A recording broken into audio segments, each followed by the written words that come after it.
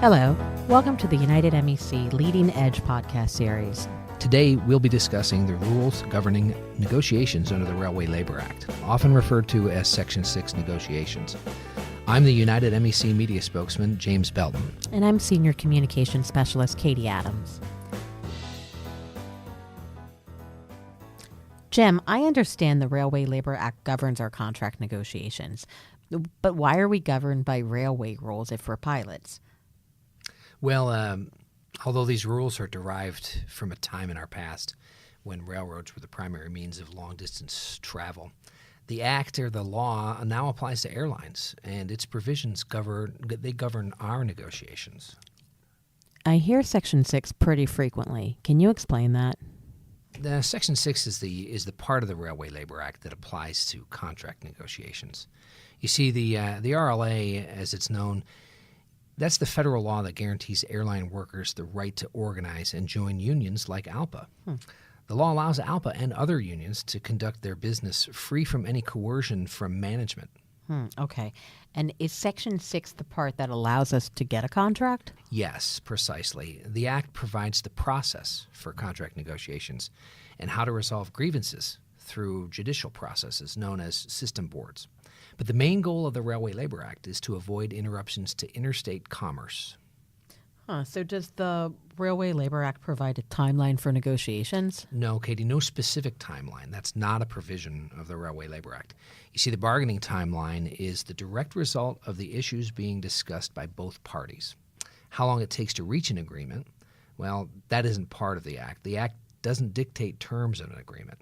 That is up to the interested parties. In November of 2017, ALPA and United Management agreed to an accelerated timeline and open negotiations 11 months prior to the amendable date. Is this a big deal? Oh, it's a huge deal. See, we've never done this type of thing before. In the past, United Pilots experienced very contentious negotiations with previous management, both on the United and Continental side. Pilots will remember that. Managements in the past have often dragged their feet when it comes to negotiating labor agreements. Well, I understand they typically only begin negotiating in earnest after the amendable date. Our early opener is encouraging, and it's a continuation of a cultural shift here at United. Can we expect an early agreement as well? No, not necessarily. Well, we've passed the amendable date. The process takes time, and it's very involved. It's helpful, however, that we planned ahead, and we secured a 4% raise that took effect the same month that the contract became amendable. The good news is we are ahead of most expectations with regards to pace of negotiations.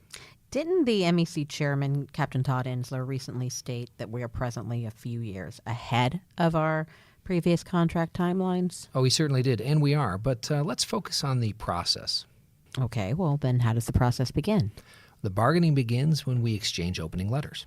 ALPA sends their opener to United Management, and we receive their letter in return.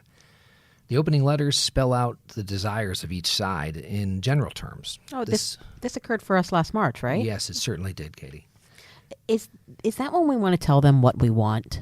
Yes, from this point, ALPA negotiators and United Management's negotiating committee, they'll meet and exchange proposals for what each side wants in the new agreement. Each of the 25 sections of the contract may be modified in ways both sides agree upon. It seems like that would take quite a while. Our contract is 523 pages. Yeah, the process often does take a while, years in some cases. So are we years away from an agreement? Well, we don't have to be. We already have a mature contract. Many of the sections are acceptable to both sides and require little, if any, modification. Okay, so each side exchanges their position and begins talks. That seems pretty simple. The steps seem simple in terms of process, and it is, but the intricacies of negotiation are very complicated. ALPA's negotiating team is made up of highly educated and skilled line pilots and our most experienced legal staff who are professional negotiators. I understand together they have decades of experience, nearly a century on the current team. That's pretty impressive. It is, and they take direction from the Master Executive Council, who speak for their pilot constituency. The negotiators meet regularly with the MEC and its officers throughout the whole process. So is the process always smooth sailing? Not exactly. This stage can be quite contentious, and it often takes a lot of time. Well, I know a lot of pilots always ask, why doesn't ALPA use professional negotiators? And why do pilots bargain for us? Well, the fact is, we do use professional negotiators. As I mentioned earlier, we use pilots with extensive contract grievance or MEC experience who have been selected for their negotiating acumen. They're teamed up with a group of ALPA staff attorneys who are experienced professional negotiators. So the attorneys provide legal expertise and pilots offer subject matter knowledge, best understood by the pilots who've experienced life under the work rules in the current contract. Yes, and additionally, many other ALPA committee experts and experienced professionals at ALPA help in terms of costing and benchmarking against other ALPA contracts. See, the combination makes for a strong team, and we have a thorough understanding of industry economics, the legal process, and pilot issues. Okay, well, what if the negotiations get bogged down after years of direct negotiations and progress isn't being made? Then what? Well, at that point, mediation can begin at either party's request. The National Mediation Board can be petitioned by either party to assign a government mediator. The mediator is a neutral who works for the federal government and whose goal it is to move the process along to a settled agreement. The mediator does not necessarily care what is contained in the deal, only that the deal is reached. Okay, so the mediator does not necessarily care what is contained in the deal. It's only that a deal is actually reached. So a mediator is a neutral party, right? Yes, and they help move negotiations along, but they can't impose a settlement. A mediator works to reach an agreement and should not be confused with an arbitrator who has a much different function. Okay, but what if mediation is unsuccessful?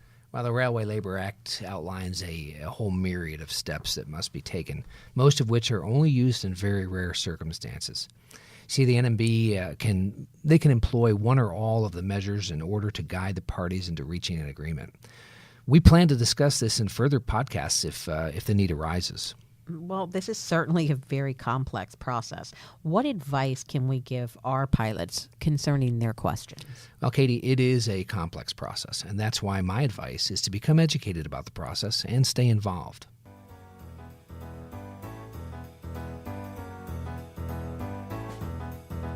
You can find out more about the Railway Labor Act and our Section 6 negotiations by visiting the ALPA website.